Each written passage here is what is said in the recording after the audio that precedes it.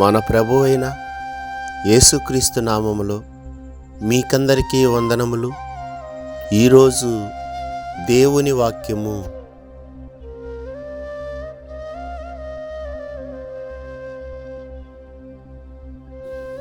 యెహోవా తన ప్రజలను ఎడబాయువాడు కాడు, తన స్వాస్థ్యమును విడనాడువాడు కాడు.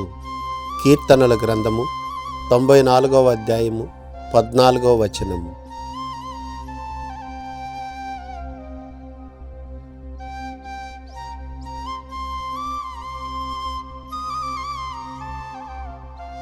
ఈ దినము దేవుని కృప మనకందరికీ తోడై ఉండును గాక. ఆమేన్.